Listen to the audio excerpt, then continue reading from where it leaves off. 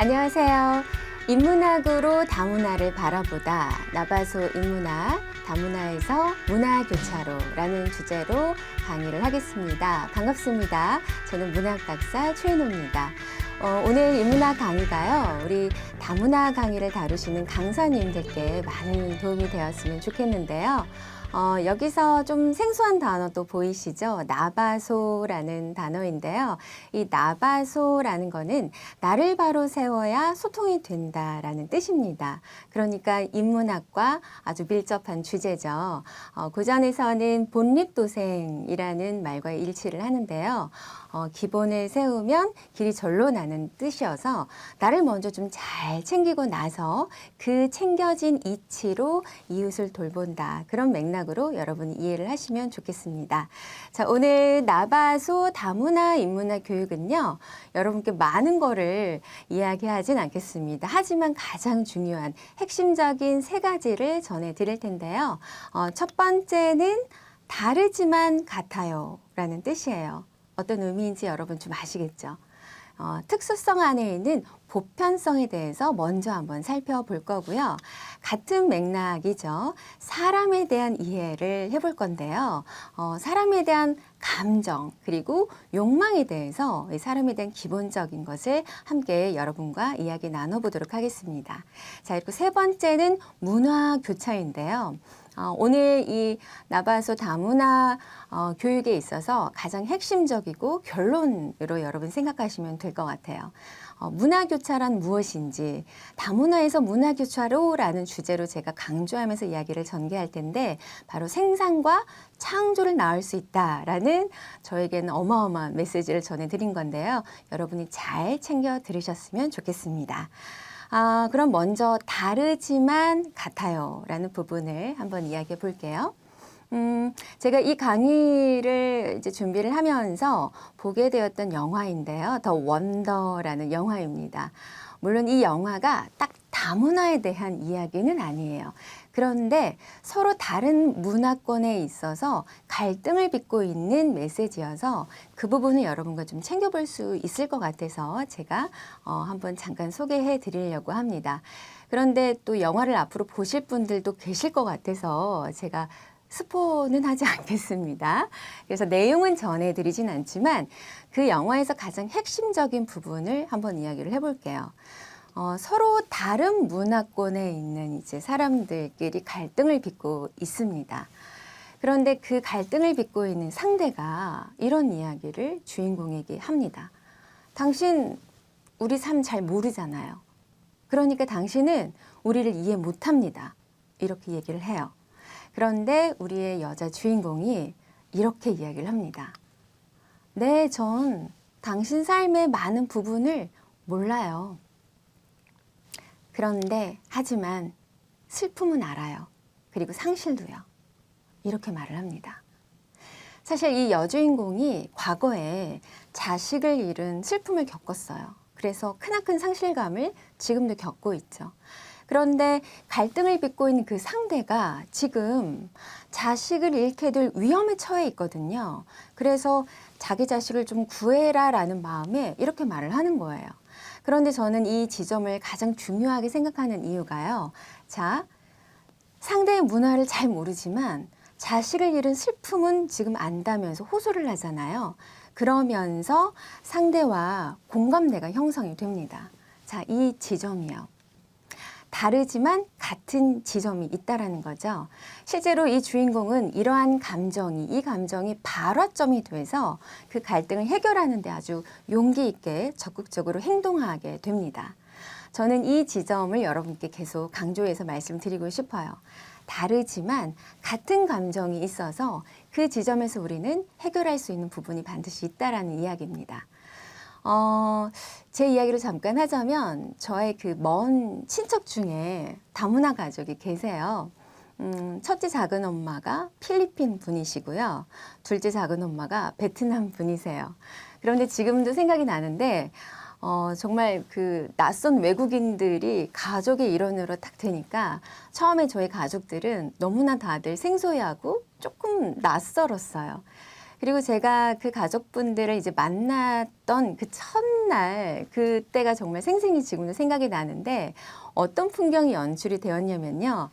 그 필리핀 작은 엄마와 베트남 엄마가 앉아 계시는데 다들 이렇게 거리를 두고 낯설게 쳐다보는 그런 광경이 연출이 되는 거예요.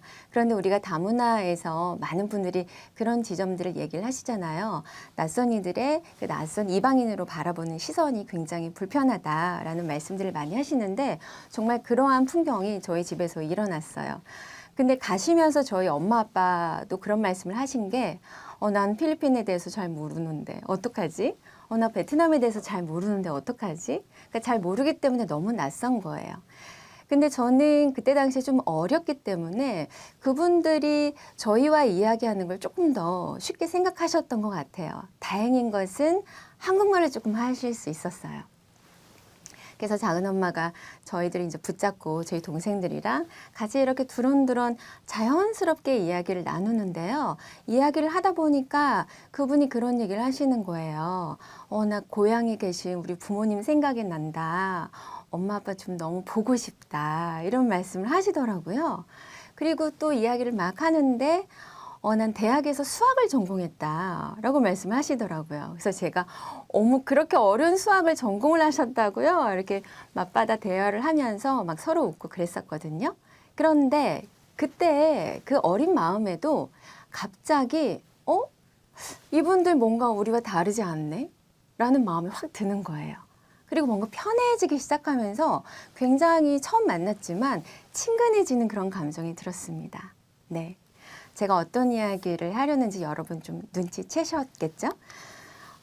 다르지만 같은 부분이 있다는 것을 저는 먼저 우리가 짚어보자는 겁니다.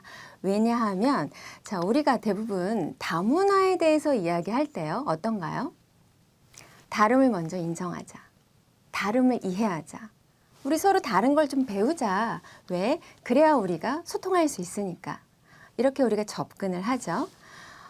그렇게 얘기를 하다 보면은 여러분 어떤가요? 일일이 우리가 배워야 됩니다. 자, 다름을 배워서 같아지는 건데 이 같아진다라는 맥락은 제가 이런 의미에서 얘기를 드린 거예요. 서로 다르니까 서로 다른 걸 배워서 같은 하나의 이제 공동체에서 서로 조화롭게 지내자라는 취지에서 우리가 다름을 배우는 건데요. 이렇게 처음에 접근을 하게 되면 어느 정도까지는 좀 배우죠, 우리가. 지난번에는 서로 다른 음식 문화에 대해서 우리가 배웠어. 그래서 알고 났더니 잘 통한다. 이런 분위기가 형성이 됐는데 계속해서 또 지내다 보니까 다른 일상의 영역에서 다름을 또 발견하게 되는 거예요. 그로 인해서 뭔가 조금 삐그덕거리고 불편해지기 시작하죠. 그러면 또 그에 맞춰서 다름을 또 우리가 열심히 배우게 되죠. 자, 이렇게 소통을 하기 위해서 다름을 배워야 되는 건데 이게 자칫 이런 뉘앙스가 좀 있다라는 겁니다. 어떤 거냐면 서로 다름을 배워야 통하는 거니까 이걸 다르게 또 생각해 보면 우리가 서로 다름을 배우지 않으면 쉽게 통할 수가 없다라는 의미도 될 수가 있어요. 이게 얼핏 들으면 뭐 그렇게 중요한 것 같지가 않은데 라는 생각이 들 수 있지만 아주 작지만 이게 아주 민감하게 다문화 가족에서 문제를 또 일으킬 수 있는 겁니다. 아까 음식 문화에 대한 이야기를 드렸잖아요. 계속해서 배워야 되는 거예요. 그러다 보면 우리 이럴 때 있지 않겠어요? 언제까지 다름을 계속 배워야 되는 거야. 계속 배우다가 뭔가 트러블이 생길 때마다 또 다름을 배워야 되니까 어떤 날은 너무 힘들구나, 다문화 가족은. 배우는 게 너무 버겁다라고 생각될 수가 있다는 겁니다. 그러니까 서로 다름을 계속 배우니까 우리가 사람과 사람이 친해지기 위해서 우리가 노력해야 되는 부분이 어떤 정보의 양으로 접근을 하게 된다라는 거죠. 그렇죠? 그러면 자칫 또 이런 부분도 있을 수 있잖아요. 그래, 나는 다문화 가족을 위해서 차별을 없애기 위해서 열심히 배워서 소통을 할 거야. 라고 마음을 계속 다잡아야 되는 겁니다. 자칫 내가 배움을 게을리해서 서로 통하지 않게 되면 나는 왜 다름을 인정하지 못하지?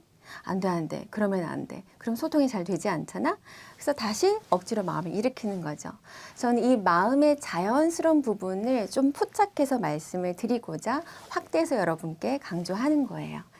그러니까 억지로 마음을 다잡지 않으려면 앞선 사례에서 보셨듯이 굉장히 이질적이고 낯선 처음 보는 사람이지만 쉽게 통하는 지점이 있었잖아요. 자, 그 부분이요.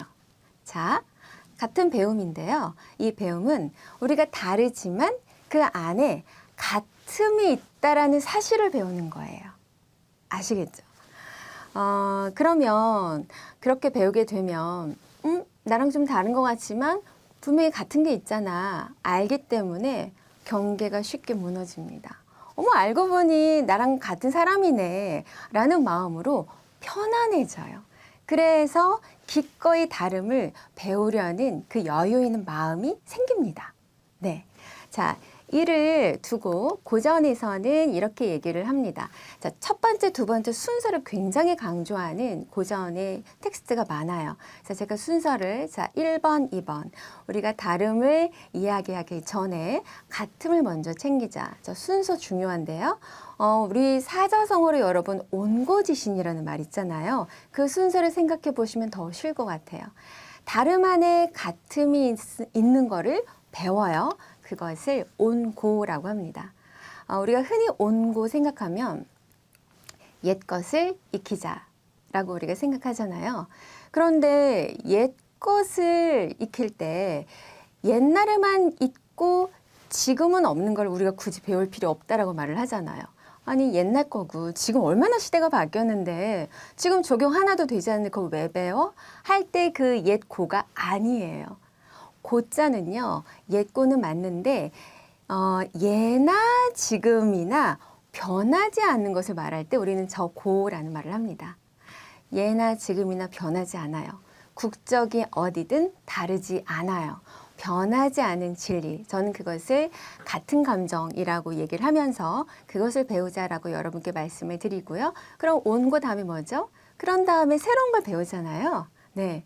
새로운 걸 배우는 게 지신이죠. 그래서 온고지신의 순서처럼 다름 안의 같음을 먼저 배우고 다름 안에 같음이 있다라는 걸 먼저 배우고 그리고 서로 다른 것을 배워서 우리 함께 하나의 조화로운 공동체를 만들자. 이 순서를 기억하셨으면 좋겠어요. 이것을 조금 편안하게 제가 순서를 바꿔서 1번, 2번 다시 한번 또 이야기를 할 건데요. 왜냐하면 갑자기 이런 퀘스천 마크가 생기실 수 있을 것 같아요. 지금 제가 같음이 있고 다름이 있다라는 말씀을 드릴 때 어떤 문화의 양식에 대해서 말씀을 드리는 게 아니라 사람의 감정이 같은 게 있고 다름이 있어요 라는 거를 말씀드리고 있잖아요. 그러면 이런 생각이 드실걸요? 아니 감정이라는 게 다 다르지 않나? 그런데 또 같은 것도 있고 이거 너무 헷갈리는데요? 라고 하실 수 있을 것 같아요. 자, 그래서 한번 정리를 해보겠습니다. 자, 첫 번째. 같음이 있다라고 했잖아요. 같은 감성이 뭘까요, 여러분? 아까 앞서 사례에서 나왔었죠. 네. 고향에 있는 엄마가 보고 싶어요. 우리 누구나 다 그렇죠. 그리고 아이를 잃었을 때 누구나 다 슬프겠죠. 누가 어려운 일을 처했을 때 도와주고 싶은 마음이 들잖아요. 그 사람 왜 그럴까? 좀 마음이 짠해지잖아요. 측은지심이죠. 그리고 누군가 차별을 당하고 있어요. 그러면 아니 사람이 저러면 안 되는 거 아니야? 그런 마음이 생기죠. 자, 그런 감정을 두고 도덕 감정이라고 합니다. 그리고 보편의 감정이라고 해요. 저 감정은 사람이라면 누구나 다 가지고 있는 같은 감정이에요. 자, 그럼 다른 감정은 뭘까요? 여러분 너무 많죠? 우리 한국 사람들이 좋아하는 커피 뭔가요? 한겨울에도 마신다고 하잖아요. 아이스 아메리카노. 네. 그런데 제가 유럽 여행을 다녔더니 정말 눈 씻고 찾아봐도 아이스 아메리카노를 파는 데가 없더라고요. 네, 유럽인들은 다 따뜻한 커피를 마시잖아요. 자, 그처럼 차가운 커피를 싫어할 수도 있고 좋아할 수도 있는 거예요. 자, 이런 감정을 선호 감정, 특수의 감정이라고 합니다. 개개인마다 다 다른 거예요. 자, 이렇게 앞서서 제가 이제 첫 번째로 여러분께 말씀을 드리는 메시지는요. 다르지만 같은 것을 먼저 챙기자. 자, 두 번째는 그리고 나서 다른 것을 배우자라는 메시지였습니다. 자, 이와 같은 맥락으로 두 번째를 살펴볼 건데요. 아주 또 중요한 이야기입니다. 사람에 대한 이해인데 앞서 같은 감정이 있다라고 말씀드렸잖아요. 근데 어떻게 우리는 사는 지역도 다르고 문화도 다른데 같을 수가 있지? 같은 감정이 있지? 그것을 설명해 주는 말이기도 합니다. 특히나 우리가 다문화하면 평등에 대해서 굉장히 강조하잖아요. 그 인간은 다 똑같다라는 것을 이야기해 주는 고전의 말이 바로 이 말입니다. 천명지위성입니다. 한자가 나오죠. 그대로 제가 해석을 해보면 하늘이 생명을 준 것을 일컬어 성이라고 한다입니다. 자, 하늘이 준 생명 하니까 뭔가 굉장히 조금 멀게 느껴지고 뜻이 확 와닿지 않을 수가 있는데요. 그래서 제가 이렇게 풀어봤어요. 하늘과 같이 귀한 본성이란 뜻이에요. 우리는요, 사람은요, 누구나 다 하늘과 같이 귀해요. 요만큼 귀한 게 아니라요. 하늘만큼. 우리 그런 얘기 굉장히 많이 하잖아요. 하늘만큼 땅만큼. 그 의미입니다. 자, 이 성자는 여러분 우리가 흔하게 쓰는 그 성이에요. 남성, 여성, 뭐 감성, 이성 할 때 그 성자입니다. 그래서 이 성은요. 사람이라면 누구나 다 있는 성. 네, 본성, 천성. 사람이라면 다 누구나 있는 그 성을 말하는데 이 성에 대해서 제가 많은 기업 강의나 대중 강의를 할 때 여러분 우리는요 다 하늘과 같이 귀한 본성을 가지고 있습니다 라는 이야기를 가장 먼저 저는 꺼내는데요. 가끔 강의하다가 이런 분들이 계세요. 선생님 저는요 그렇게 귀하지 않은데요 라는 말씀하시는 분들이 간혹 계십니다. 그러면 제가 여쭤보죠. 아니 선생님 귀하신 분이신데 아니시라고요. 이렇게 여쭤보면 그분이 이런 말씀하세요. 저는요, 그렇게 돈이 많지 않아요. 그리고 저는요, 사회적으로 그렇게 신분이 별로 높지 않아요. 회사에서 지위가 낮아요. 이런 말씀을 하시면서 자기가 귀하지 않다라고 말씀을 하시는 거예요. 지금 돈이 없거나 사회적 지위가 낮다 이러는 거는 보이는 부분이잖아요. 그런데 이 천명지위성은요, 보이지 않는 원래 태어날 때부터 타고난 나에게 내재되어 있는 그 본성을 얘기하는 거예요. 그런데 이제 그분이 계속 그렇게 말씀을 하시니까 제가 안 되겠다 싶어서 맹자가 사용하는 방법을 한번 써봤어요. 선생님이 계속 자신을 귀하지 않다라고 얘기하니까 그렇다면 선생님, 저도요. 선생님을 귀하지 않게 그럼 대접해도 되나요? 라고 조금 무례하지만 그렇게 반문을 했어요. 그랬더니 그분이 뭐라고 하셨을까요? 아니 선생님 아무리 제가 저를 그렇게 얘기했다고 저를 그렇게 대한다 그러면 기분이 나쁠 것 같은데요. 이렇게 말씀하시더라고요. 그래서 제가 그랬죠. 거보세요. 귀하시잖아요. 그리고 그걸 아시잖아요. 그러니까 화가 나신 겁니다. 이렇게 말씀을 드렸어요. 여러분이 본성은요. 내가 떼려고 막 애를 써도 절대 떨어지지 않는 게 이 본성입니다. 이 귀한 본성이에요. 내가 가난하거나 부자거나 국적이 어디든 간에 절대 변하지 않고 절대 훼손되지 않는 게 천명지위성이에요.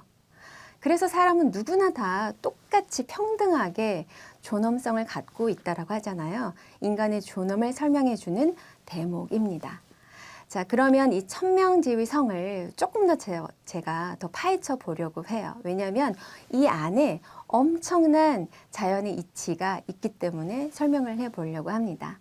자, 지금 성자 옆에 무언가 또 색다른 글자가 보이죠? 제가 성을 파자해 봤어요. 이 성이 어마어마한 메시지를 품고 있는 거예요. 들여다 보니까 마음심과 날생이 보이는데요. 저 성이 어떤 이야기를 품고 있냐면 말 그대로 살고 싶은 마음이라는 뜻입니다. 여러분 우리는요 태어날 때부터 살고 싶은 마음을 장착하고 태어났어요. 그러니까 늘 어때요? 무언가를 계속 갈망하죠. 그게 욕망이라고 합니다. 네.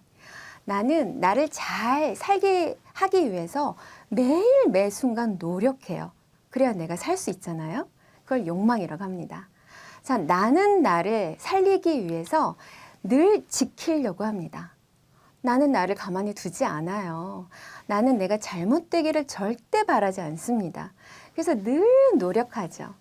그러니까 나를 지키려는 그 마음이 있어서 여러분, 때로는 공격을 하기도 하고 때로는 나를 방어하기도 합니다. 그러니까 그러한 현상들만 보고 판단하시면 안 되고요. 아, 저 사람 지금 자기를 지키려고 하는구나. 그 내막을 파악하셔야 돼요. 자, 잘 살고 싶고 막 나를 살리고 싶고 나를 지키려고 하고 싶고 이거는요. 이 지구상에 있는 모든 생명체가 가지고 있는 자연의 이치잖아요. 역시 그 이치가 사람에게도 있는 겁니다. 자, 그럼 우리는 끊임없이 저 성을 가지고 있으니까 늘 매 순간 하고 싶은 것을 추구하려고 하고 행복을 추구하려고 하죠. 자, 그런데 보세요. 나는 나를 잘 살게 하기 위해서 막 노력을 했어요. 이게 잘 추구가 됐어요, 여러분. 그럼 여러분 감정이 어떻습니까? 너무 행복하죠. 너무 기쁘죠. 자, 그런데 내가 나를 잘 살리기 위해서 노력을 했는데 이게 잘 되지 않았어요. 그럴 때 여러분 감정이 어떻습니까? 화가 나죠. 그리고 때로는 슬프죠. 네. 자, 이겁니다. 자, 이 감정이요. 어디서 난데없이 그냥 우연적으로 생긴 게 아니라는 이야기예요. 어디서 왔나요? 하늘같이 귀한 본성에서 감정이 나왔습니다. 그러니까 감정은 마땅하죠. 감정은 믿을 수가 있죠. 감정은 소중하죠. 네. 고전에서는 이 이치를 성발위정이라고 합니다. 그러니까 본성, 천성이 발해서 정이 된 것이다 라고 이야기를 하는 거예요. 감정은 필연적인 것이다 라는 말을 하는 거예요. 제가 이 이야기를 또 왜 강조를 하는지 설명해 드릴게요. 우리는 서로 다른 문화권에 있다 보니까 우리 가끔 이해가 안 될 때가 있잖아요. 아니 이게 뭐라고 이게 기뻐? 그럴 때 있잖아요. 아니 이게 왜 슬퍼할 일이야? 너는 왜 이런 것 가지고 화를 내? 우리 보통 정말 쉽게 하는 이야기잖아요. 그런데 여러분 그 사람의 감정을 이렇게 판단하게 되면요. 이거는 그 사람의 존재를 우리가 인정하지 않는 이야기와 같아요. 왜냐하면 감정은 무조건 필연적인 것이니까요. 그 사람은 반드시 자기를 잘 살리기 위한 그 작동의 자연의 이치에서 나온 감정이거든요. 그래서 우리는 모든 사람의 감정을 다 존중해주고 이해를 해야 되는 부분입니다. 이게 가장 중요해요. 자, 이렇게 사람에 대한 본성, 그리고 욕망, 그리고 감정에 대해서 제가 아주 짧지만 정말 중요한 이치를 말씀드렸는데요. 이렇게 챙기다 보면 아하, 우리가 왜 다르지만 같은 부분이 있다는 것을 알겠어. 그리고 다른 문화권에서 같은 거를 먼저 우리가 배워야 된다는 것을 여러분이 조금 이해를 하실 수 있을 것 같아요. 조금 눈치가 빠르신 분들은 지금 순서가 중요한 것이구나 라고 또 캐치를 하실 수 있는 것 같은데요. 그 순서의 이치를 강조하는 고전의 이야기가 바로 사여학입니다. 생각이 먼저 앞에 있죠. 그리고 배움이라는 거예요. 자, 사여학으로 우리가 다문화를 이해를 해보자, 소통하자라는 이야기를 또 잠깐 전해드릴 건데, 이 사여학이 고전에서는 꼭 이웃 간의 소통에 대해서 접목되는 방법 이전에 일단 나 개인을 챙기는 또 방법으로 사여하자라는 말을 하거든요. 아까 여러분 나바소처럼 나를 먼저 좀 잘 챙기고, 아, 내가 누구지? 생각해보니, 맞아. 나는 하늘과 같이 귀한 사람이잖아. 그렇게 챙길 때 사여학이라는 말을 또 하는데요. 지금 여러분과 또 이야기 나눌 때는 우리가 다른 문화권에 있는 사람들과 소통을 할 때 사여학으로 소통하자라는 부분을 또 얘기해 드리는 것입니다. 그러니까 여러분 계속 반복되는 것일 수 있는데요. 그만큼 중요하고 고전에서도 이 반복된 이야기를 노노중용 계속해서 이야기를 합니다. 자, 첫 번째, 무엇을 생각하자고요? 네, 다름 안에 같음이 있다는 것을 생각하자는 거예요. 그쵸? 네. 자, 그리고 두 번째는 다름을 배우자는 거예요. 그러니까 같은 거를 이제 챙겼더니 마음이 확 열리잖아요. 라포가 생기잖아요. 그래서 다름을 이제 배우는 거죠. 자, 이 사여학에서 또 중요한 게 이것입니다. 뭐냐면 지금 사와 학, 그 사이에 여가 붙어 있잖아요. 이유가 있어요. 절대 떼어서는 안 된다라는 메시지예요. 그러니까 생각도 하고 함께 배워야 된다라는 말이에요. 자, 생각만 먼저 해요. 맞아, 우린 같은 사람이잖아. 이것만 생각만 하잖아요. 그러면은 서로 다른 거에서 배우지 않으면 트러블이 또 생기죠. 저 사람 왜 저래? 그죠? 그리고 반대로 다름만 배우잖아요. 생각하지 않고 배우기만 하잖아요. 그럼 제가 처음에 말씀드렸던 계속 배워야 되니까 아니 언제까지 배워야 같아지는 거야 라는 부분에 지칠 수 있다는 거예요. 그래서 항상 생각과 배우는 것은 같이 가야 된다라는 것을 여러분 놓치지 마시고 유념해 주셨으면 좋겠습니다. 자, 이제 벌써 마지막인데요. 다름을 배우잖아요. 자, 그러면 여러분 어떤 일이 벌어지나요? 자, 이 부분이 앞으로 다문화에서 정말 희망을 갖고 또 바라볼 수 있는 그 영역인데요. 바로 제가 제목에서 말씀드렸던 문화교차라는 말씀을 드려볼까 합니다. 자, 나의 문화와 전혀 다른 너의 문화를 교차하면서 배웠더니 여러분 어때요? 더 큰 문화가 창조가 됩니다. 더 큰 문화가 생산이 돼요. 자, 그렇게 보면 여러분 교차라는 것은 이것이죠. 창조와 생산을 하는데 이 문화에 있어서 나의 문화와 너의 문화, 어느 한 문화도 배제하지 않고 모두의 문화를 다 품을 수 있는 게 교차예요. 그래서 창조를 할 수 있고 더 큰 문화, 더 좋은 문화를 생산할 수 있다는 점입니다. 그러니까 어느 문화도 배제되지 않았다는 점. 그리고 또 하나는 이 공식을 한번 다시 또 들여다보시면 다문화가요. 우리가 보통 소외 대상이다. 그래서 보호해줘야 된다. 우리 이렇게 대상으로 바라보시잖아요. 그런데 문화를 교차하게 되면요. 다문화가요. 더 이상 소외가 되거나 우리가 보호해줘야 되는 대상이 아니라 창조와 생산의 주도적인 주체가 됩니다. 그러니까 뭔가 마이너스가 아니라 플러스적인 부분을 더 바라볼 수 있다라는 거죠. 이 지점에서 우리 계속 곰곰하게 우리 강사님들도 함께 연구하시면 좋겠어요. 다문화 하면 우리가 사실 그동안 쉽게 뭔가 문제점이라는 거를 조금 인식을 하면서 이걸 어떻게 하면 개선할 수 있을까라는 그 방향으로 정책과 교육을 우리가 설계를 하잖아요. 그런데 교차는 전혀 다르죠. 더 나아갈 수 있는, 창조와 생산을 나을 수 있는 자원이 될 수 있다라는 거예요. 다문화가. 그래서 교차라는 말씀을 드리는 거고요. 이렇게 설명을 하다 보면 여러분이 그럼 상호문화와 같은 거네? 그렇게 보실 수 있을 것도 같아요. 물론 상호문화라는 것도 맞는 말입니다. 같은 교차니까요. 그런데 제가 그 용어를 쓰지 않은 이유가 있습니다. 왜냐하면 상호문화는 서로 다른 문화를 우리가 이제 상호적으로 서로 배워나가면서 확장시키자 이런 이야기인데 이 교차라는 말을 제가 사용한 이유는 앞서서 여러분 나의 본성을 챙길 때 제가 무엇부터 시작했나요? 자, 천명지위성 나라는 사람은요 하늘이 준 생명이에요. 그래서 하늘 말을 했죠. 그리고 우리 인간은 땅에 붙어 있는 사람이죠. 그래서 사람은요 하늘과 땅이 교차해서 낳은 몸이에요. 그래서 우리 원래 사람의 생김이 교차로 낳은 생산물이에요. 그러니까 교차죠, 생김이. 그리고 이 교차, 하늘과 땅이 교차한 몸이 서로 다른 사람들끼리 만나서 문화를 교차해서 새로운 문화를 우리가 또 창조합니다. 라는 그 맥락의 문화의 교차를 말씀드리는 거니까요. 깊이 있게 이 자연의 이치가 함께한 문화교차라는 메시지가 숨어 있구나라는 거를 여러분이 깊이 생각해 보셨으면 좋겠어요.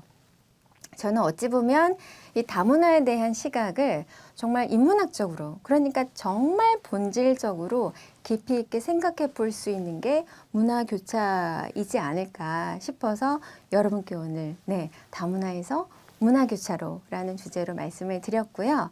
앞서서도 말씀을 드렸지만 우리 다문화 강의를 하신 우리 강사님들께서 여러분이 전달하는 그 메시지에 오늘 전해드리는 문화교차, 인문학인 이 베이스의 메시지를 잘 녹여서 여러분이 사용하시는 그 영역에 잘 다루었으면 좋겠습니다. 네, 오늘 강의 많이 도움이 되셨으면 좋겠습니다. 짧았지만 굵은 메시지여서 다시 또 여러분 계속해서 강의를 확인하시고 공부를 하시면 좋겠습니다. 네, 감사합니다.